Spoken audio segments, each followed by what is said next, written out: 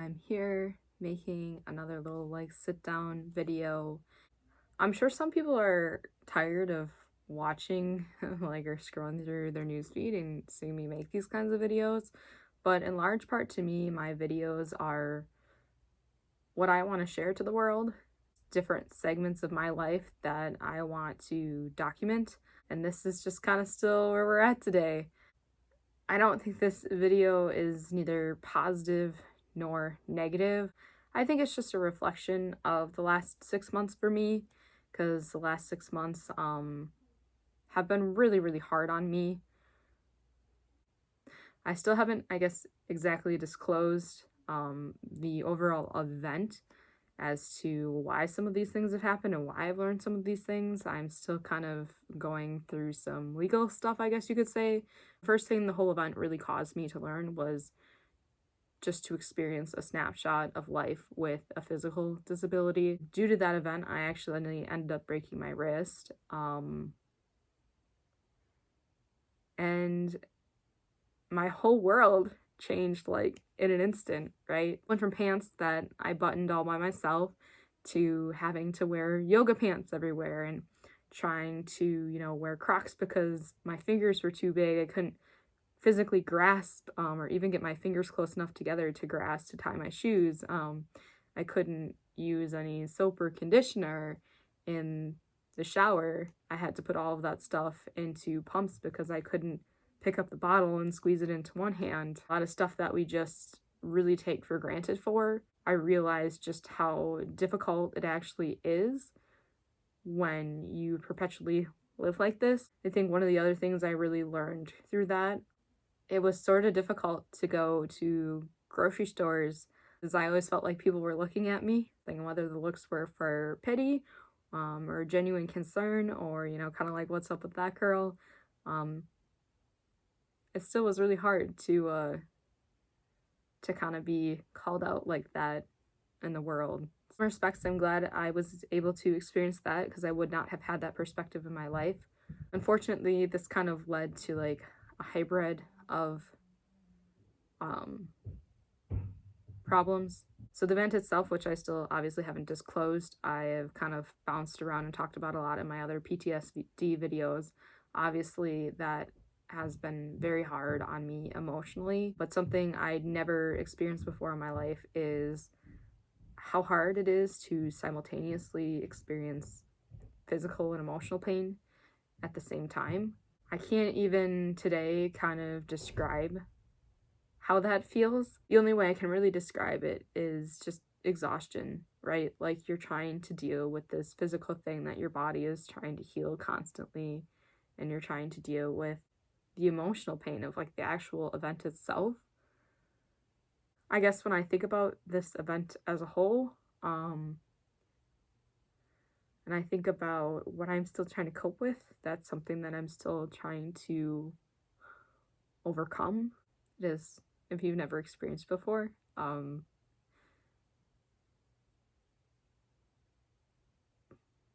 just the worst pain I've ever been in my life, to just be physically and emotionally trapped, I guess. So I learned that back in February. Around March, had some car problems.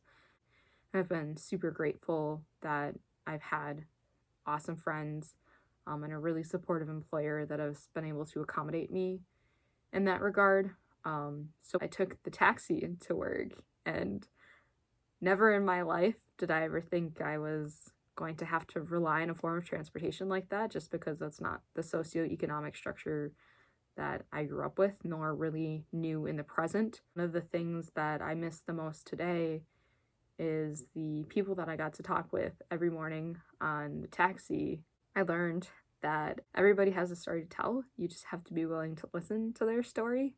I am thankful that I've got to be a part of other people's segments of their story. I was able to just try to have conversations with some people who otherwise don't necessarily get to have that discourse with others. It always made me feel good that I was able to be there for others. I think the next thing that I really learned is that depression just causes you to forget things. You know, 6 months have passed and I remember specific things, but there's a lot of things that I don't remember. When coming up with this list, I actually, you know, scrolled through photos on my phone to see kind of what I've been up to. I just don't remember a lot of it. It's just hard to not live in the present and constantly be stuck in something that's happened so long ago. Especially when, like, you know it's over, but in your life it's still being played out. Trying to, I think, explain it to enough people where, you know, you can say the facts about the events in the situation, but the thing that you're actually completely traumatized by, for whatever reason, like, you can't put into words. And I'm still struggling with that now. Kind of leads into the next point of sometimes therapy goes a different direction. Back in January, this whole thing kind of started. I was seeing a therapist and I, you know, really couldn't at that point voice anything about the whole situation. At least now I'm kind of able to recollect and share bits and pieces of it. In January, I couldn't talk about it. And then finally in February, I was able to kind of connect with a different counselor and start the process of talking about things. And it was hard because I didn't feel like anybody was taking me seriously. So I ended up seeing another counselor, kind of as an interim one, because I couldn't get in on a regular basis on this other counselor I was seeing, and this next counselor was kind of more of an interim solution. And then I decided at that point to pursue another counselor. So if you're counting now, that's about 4 counselors within a month and a half. So I was doing one-on-one counseling with this counselor. I think I started that back end of February, and I did that through May, and I was occasionally seeing her twice a week. And I didn't really feel like we were making the progress we needed to. I just decided to go a different direction and do group therapy. People get really caught up in the rigidness of therapy and they think it's one way, but I think it's really important to kind of expand your horizons, much like treating, you know, diabetes or cancer, any sort of physical ailment. Not everybody responds the same way. It just sometimes takes different avenues to try to treat depression and anxiety. Over the last 6 months, if there's one thing that I've really learned, this kind of piggybacks off the thing that I learned in the first month. A lot of times recently I've been holding out my hands and I've been looking at how grateful I am to have 2 hands. Crazy for me now to think that, first of all, this isn't a pretty looking video, but that I can kind of do a push-up all on my own with 2 hands, considering at one point I was completely non-weight bearing in my left hand. I am, crazily enough, thankful every single day that I have 2 hands. I want to say thanks to everybody who supported me over this last 6 months. It has been a ride. It has not been easy.